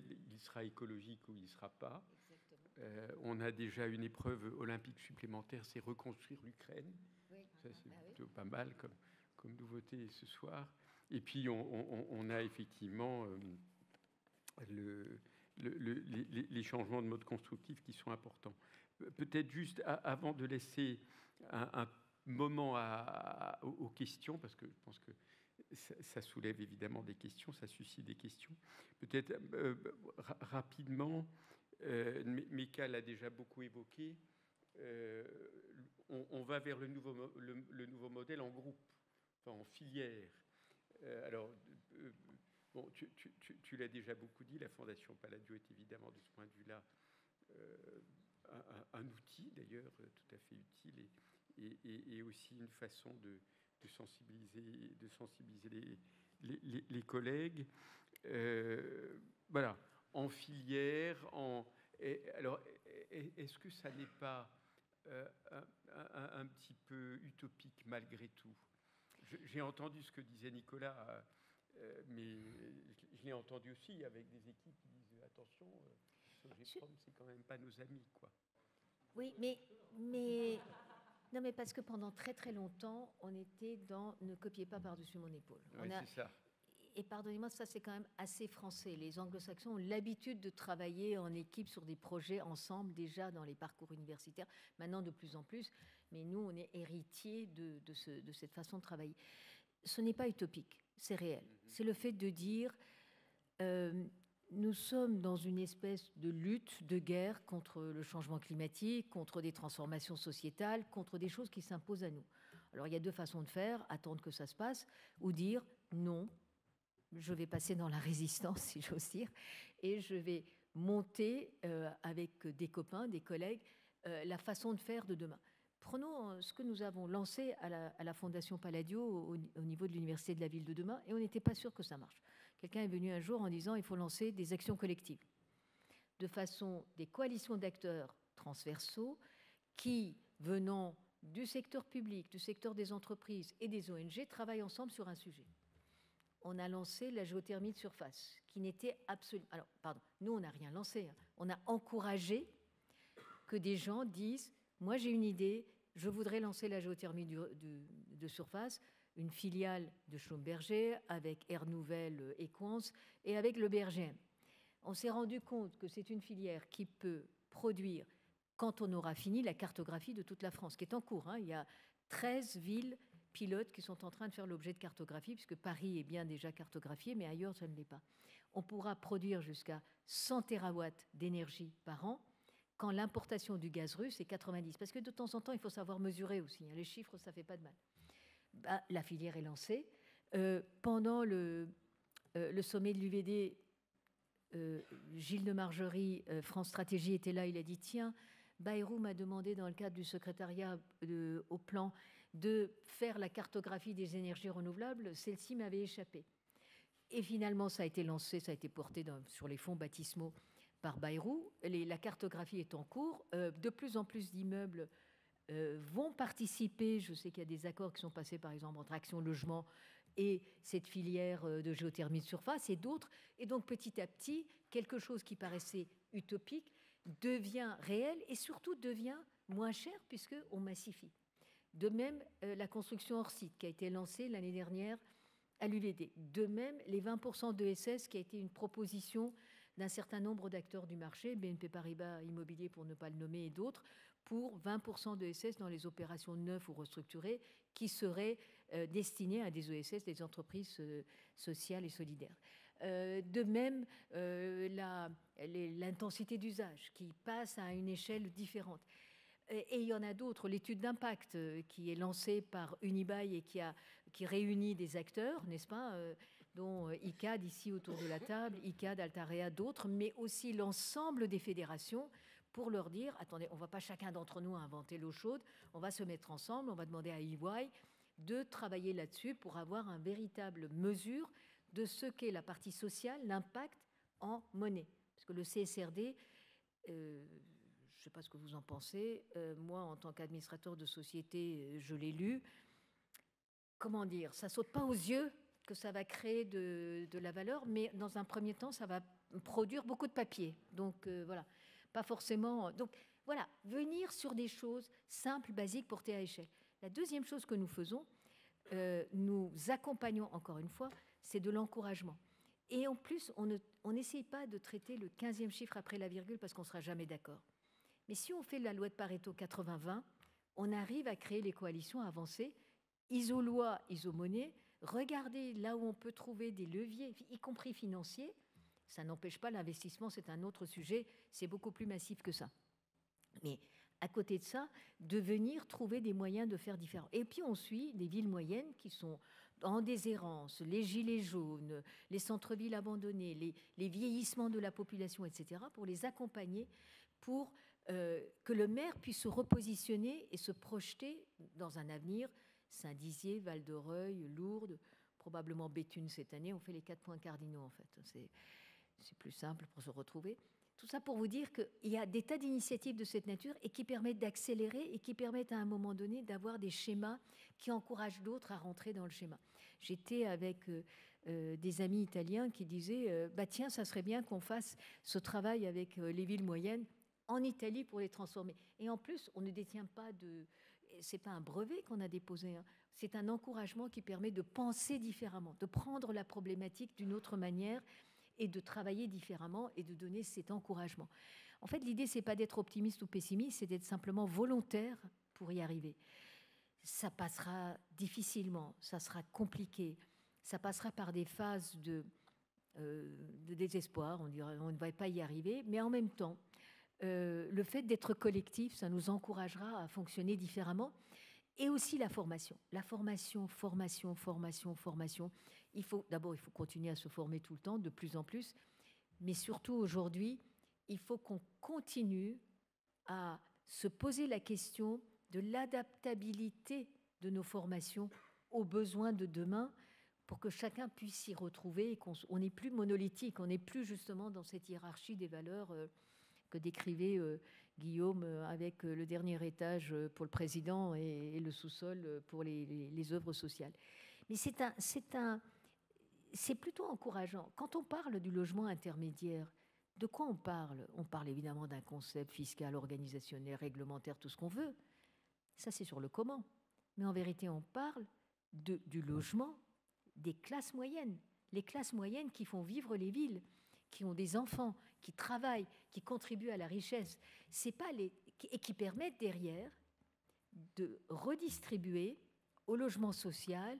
Regardez, en France, 60% de la population a droit au logement social, mais comme les logements sociaux sont occupés, puisqu'on n'a pas d'autre production par ailleurs de cette manière-là, eh bien, on a créé une espèce de goulot d'étranglement. Et en même temps, on va se trouver avec des millions de mètres carrés de bureaux vacants. Je ne sais pas combien de millions il y a déjà en Île-de-France actuellement, 5, à Paris, en région parisienne. Mais si on regarde sur toute la France, c'est plus important que ça, et ça ne va qu'augmenter.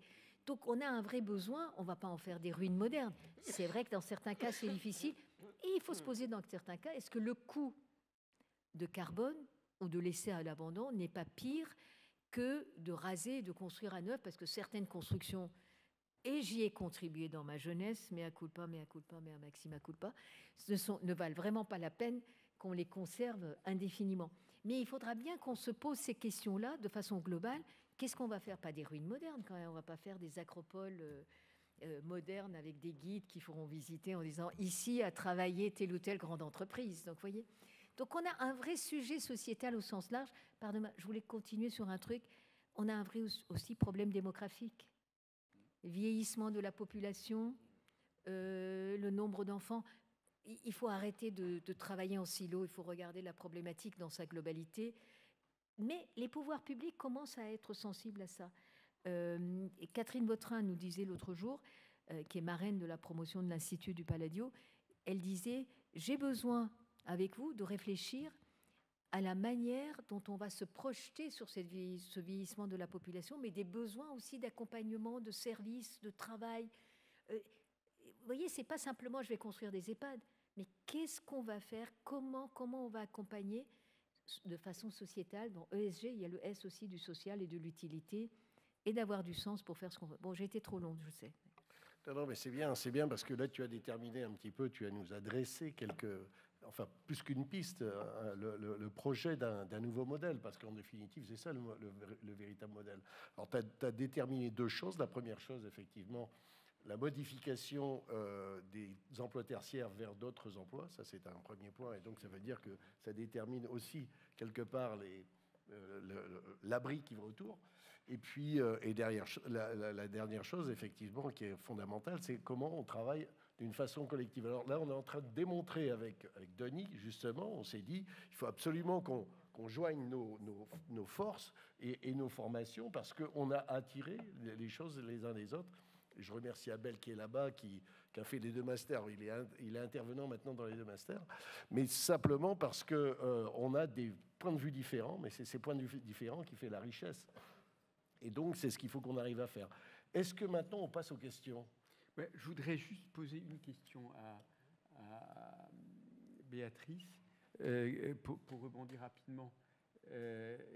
Est-ce qu'un promoteur de neuf peut devenir un promoteur d'ancien ? Ah ben, on n'en parle pas, ça, tu as raison, on n'a pas parlé de l'ancien. Je pense que c'est une question qui est très complexe à regarder. Il y a le premier sujet, c'est comment travailler le parc de bureaux obsolète et le transformer. Alors, tout le monde pense depuis 3-4 ans que ça va être la réponse à tous nos problèmes, et on voit bien que c'est beaucoup plus compliqué que ce qu'on avait pu imaginer. Parce que techniquement, c'est très compliqué, et donc financièrement, c'est très compliqué. Et pour le coup, c'est ce que tu disais tout à l'heure, Nicolas, ça ne sera que des prototypes.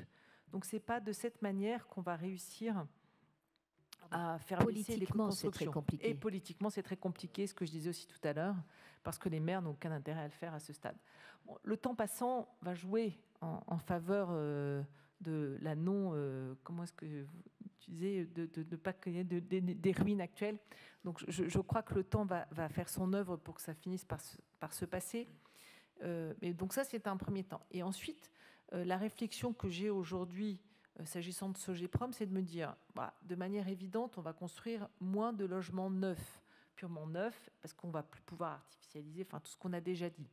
Et en revanche, le grand défi qu'on a sur le logement dans les au moins 20 prochaines années, c'est comment remettre le stock de logements existants aux nouvelles normes, mais c'est un mot un peu restrictif, aux nouvelles exigences environnementales. Et peut-être et on voit bien qu'il n'y a pas d'acteur qui sait se saisir de ça, qu'aujourd'hui c'est quand même un peu de l'artisanat avec des fonds publics. Et je me dis qu'on a peut-être un rôle à jouer sur ce thème-là, mais je n'ai pas trouvé le modèle. Donc si vous avez des idées, ravi de partager avec vous. Voilà. Oui, parce que là c'est un peu plus compliqué. Le modèle industriel, c'est un petit peu plus compliqué là. Même s'il y a des sujets. Et puis même le modèle opérationnel est très compliqué sur le parc existant. Maintenant, passons aux questions, parce que je pense que ça a suscité beaucoup de questions, beaucoup d'interrogations chez vous. Donc, n'hésitez pas, on va peut-être... on se donne jusqu'à quelle heure, là ? 10 minutes. Allez, 15 minutes allez, jusqu'à écart. Donc, ça fait 10 minutes. Alors, première question.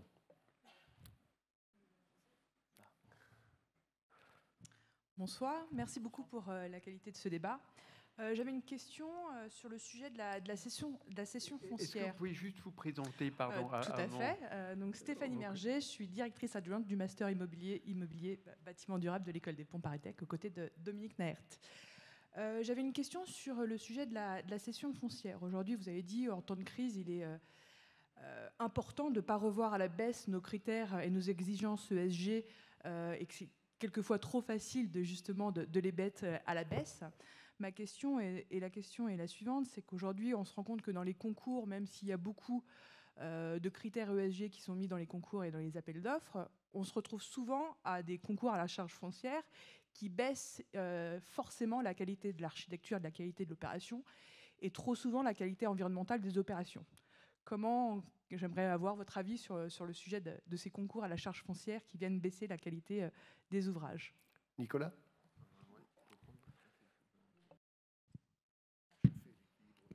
Non, mais après, c'est effectivement un sujet. Je pense que si on a vraiment cette conviction, il y a un moment, il faut aussi savoir perdre. C'est-à-dire, aller jusqu'à assumer de ne pas y aller. C'est compliqué, surtout quand vous devez tenir de l'activité. C'est le premier point. Le deuxième, ensuite, ça dépend avec qui sont organisés ces concours, ces fonciers, etc. On est quand même aussi avec les collectivités locales avec lesquelles on travaille, cette sensibilité qui est de plus en plus forte. On le voit sur les sujets. Et quand vous êtes porté par les collectivités locales, par des aménageurs locaux, vous pouvez peut-être travailler un peu là-dessus. Donc ça, c'est pour les acteurs exogènes. Et sur ce qu'on doit faire, nous, c'est ce qu'on disait, il faut aussi retravailler des dispositifs constructifs, typiquement le hors-site, mais c'est là le sujet, c'est qu'aujourd'hui, on balbutie encore là-dessus. Et c'est pour ça qu'il faut commencer à s'en emparer de manière structurée dans les cadres comme celui que tu proposes, Meka, pour être capable d'adresser une réponse appropriée qui coûte moins cher, qui prend moins de temps et donc par définition qui coûte moins cher aussi. Mais donc c'est pas toujours, non, c'est pas évident, c'est sûr, parce qu'à la sortie, ce complément ESG, il est tout sauf valorisé. Après, on essaye de pousser des initiatives aussi. Vous donner un exemple dans des projets qu'on a d'aménagement, pas très loin de Bordeaux, à Bordeaux-Lac, au nord, il y a un projet qui est La Jalère, qui est dans les 22 territoires engagés pour le logement, où là on agit un peu en tant qu'aménageur privé. On essaye d'en profiter pour tester des initiatives type le PUP carbone. Donc projet urbain partenarial, c'est, vous connaissez, le principe, c'est en gros les gens contribuent pour financer les équipements collectifs. Là, l'idée, c'est à l'échelle d'un projet qui fait 35 hectares, se dire on va arriver à financiariser la tonne de carbone évitée. C'est-à-dire que sur un projet d'emprise suffisante, les constructions qui vont peut-être avoir une empreinte carbone plus forte, justement, on va contribuer à ce PUB qui va justement permettre de retrouver aussi l'équilibre sur des projets qui vont être écologiquement plus vertueux. Mais si vous êtes dans le diffus sur des projets de petite taille dont les fonciers ne sont pas forcément détenus par les collectivités, ça c'est sûr qu'on a indéniablement un sujet. Béatrice, je ne sais pas si tu veux compléter. Alors, un de nos confrères a l'habitude de dire que la promotion est un métier formidable, puisque en fait, plus il y a de concurrence, plus les prix montent, ce qui n'est pas tout à fait orthodoxe. Bref.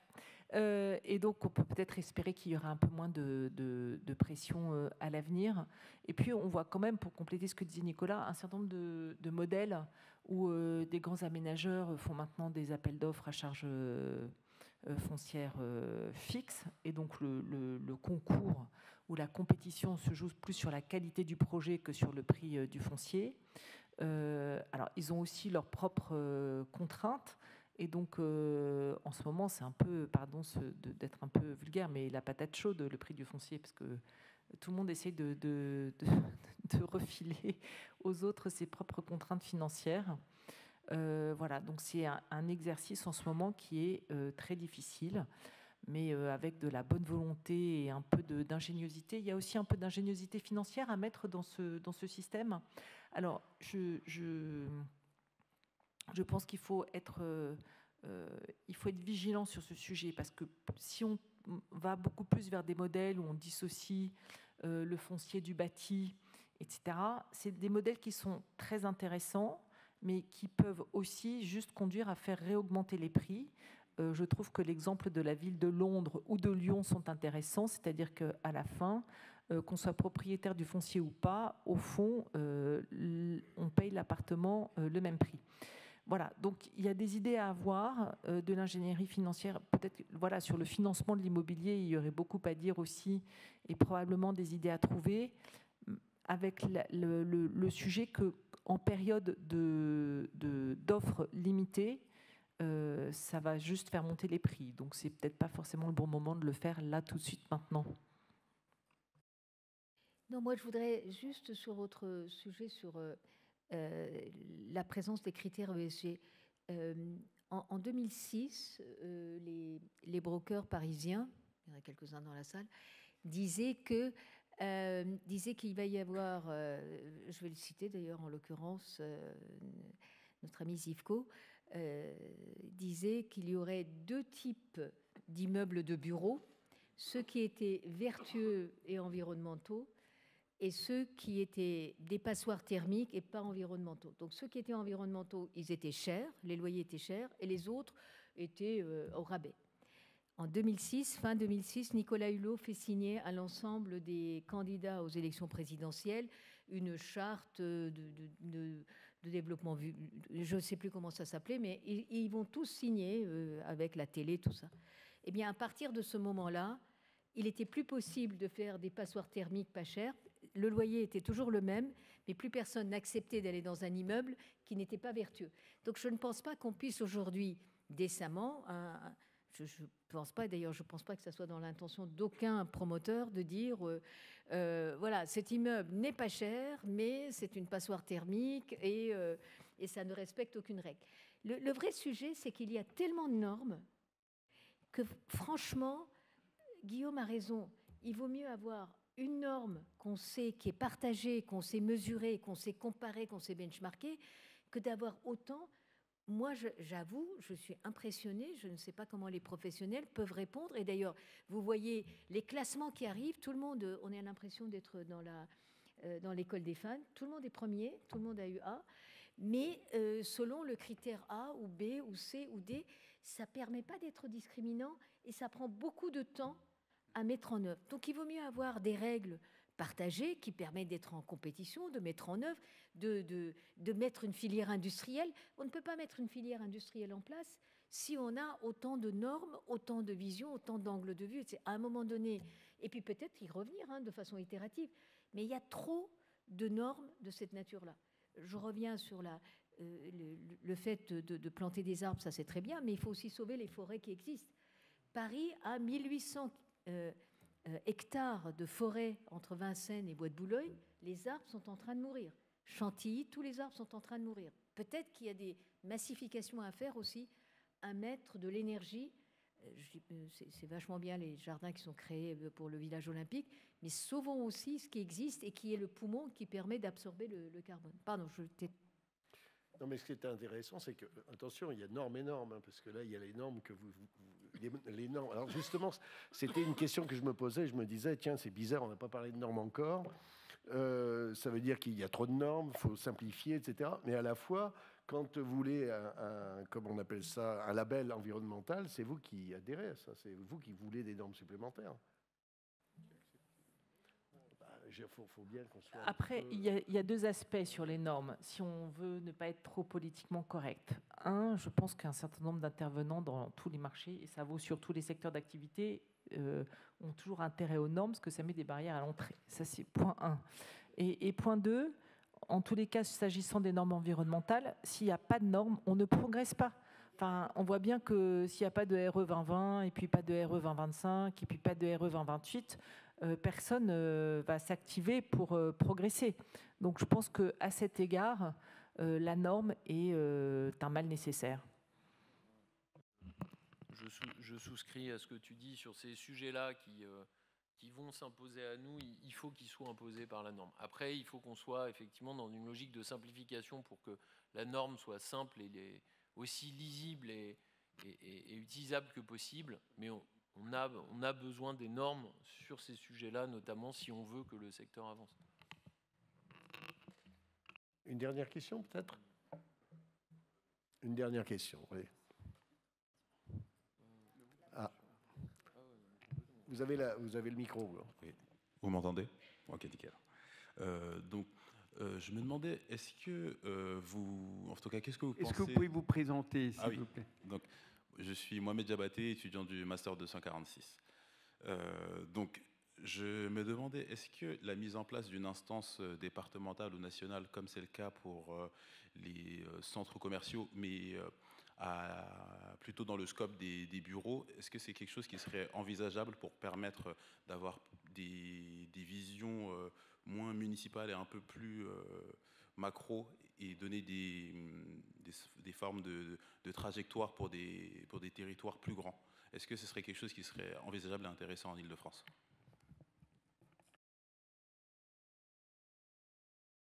Juste pour parler d'histoire, puisqu'on m'a fait venir pour parler de temps que les moins de 20 ans ne peuvent pas connaître, il y a eu, quand il y a eu les lois de programmation, il y a eu la DATAR, hein, qui faisait de la programmation et qui attribuait les bureaux. Il disait, voilà, tant de mètres carrés à tel endroit, tant de mètres carrés à tel endroit, etc. D'ailleurs, ça a changé de nom, mais peu importe. Non, mais vous n'avez pas connu ça. Je vous assure, on a connu ça. Mais ça n'a pas empêché de construire beaucoup de mètres carrés de bureaux. Ça a rendu le process un peu plus long, un peu plus de discussions, un peu plus de conversations, mais ça n'a pas empêché ça. Ce que je veux dire, c'est rajouter des instances aux instances, c'est pas ça qu'il faut. Franchement, il y a tellement d'expertise et d'intelligence collective, de temps en temps, donner la chance à l'intelligence collective, c'est pas mal. Alors, il y a peut-être des gens qui trichent, mais quand même, la plupart des gens veulent travailler, veulent avancer ensemble. On peut aussi faire confiance. Vous savez, quand on a des enfants, on dit toujours, il faut faire confiance, il faut leur donner de l'autonomie, il faut leur apprendre à faire des choses, etc. Pourquoi on empêche de le faire quand on est adulte ? On a aussi la capacité de collaborer, de travailler ensemble et d'utiliser cette intelligence collective. Et je pense que ça fonctionne. En tout cas, mes souvenirs de la DATAR, c'était énormément de discussions, sympathiques, agréables. On a rencontré beaucoup de gens, le carnet d'adresses, etc. Ça n'a pas empêché la construction un peu dans tous les sens des bureaux. Donc, voilà. C'est le problème de construction de bureaux n'est pas une question simplement d'allocation ou je ne sais pas quoi. C'est une question de regarder les besoins du futur. Pour moi, l'immobilier, on est en bas de l'échelle de Maslow. C'est un outil de travail. Il faut regarder si l'outil est nécessaire et comment l'adapter. Et comment le rendre adaptable dans le temps. Merci beaucoup pour la question et pour la réponse. Peut-être juste un mot pour terminer. Qu'est-ce que vous diriez, Béatrice? Qu'est-ce que vous diriez, Nicolas? Juste une phrase d'envoi, si j'ose dire. Une phrase d'envoi. Non, mais je dirais que c'est très dur, mais qu'on a beaucoup de chance en réalité, parce que vous l'avez vu, avec l'immobilier, on touche à des choses qui sont majeures et à des enjeux qui sont clés, qui sont sociétaux. Et je pense qu'on a tous collectivement la sensation de participer à quelque chose de plus grand que nous. Et donc ça, enfin en tout cas, moi hier, je réunissais toutes les équipes côté ICAD et c'est ce que j'ai senti. C'est aussi ce qui nous anime. Donc je pense qu'il faut l'avoir au cœur dans ces moments qui ne sont pas évidents, mais c'est un moteur pour avancer. Donc déjà, merci d'être là, parce que c'est courageux de regarder l'immobilier dans les temps actuels. Et tant mieux, parce qu'on en a besoin. Donc voilà, c'est peut-être ça, il faut rester... lucide mais optimiste parce qu'on participe à quelque chose qui est beaucoup plus grand que nous. Moi, je dis beaucoup à mes équipes en ce moment, haut les cœurs. Voilà, donc on fait un métier absolument passionnant, extrêmement difficile aujourd'hui. Ce qui est difficile, il ne faut pas se le cacher, c'est qu'on a du mal à se positionner sur un horizon de sortie de crise. Et c'est ça qui rend les choses un peu difficiles, mais il y a plein de besoins. Donc voilà, retroussons nos manches et des solutions vont sortir de ce marasme, comme toujours, j'allais dire. Vraiment, bon courage dans la période. Si vous permettez, 3 citations. L'un, c'est Paul Éluard qui dit dans un magnifique poème « Le dur désir de durer », tout un programme. Ça commence ainsi: nous vivons dans l'oubli de nos métamorphoses. Donc, c'est quand même ces métamorphoses qu'il faudra vivre avec et se transformer. La deuxième phrase, c'est Talleyrand qui disait les événements nous dépassent, feignons de les organiser. Donc, continuons. Et enfin, sœur Emmanuel, yallah, on y va. Alors, allons-y.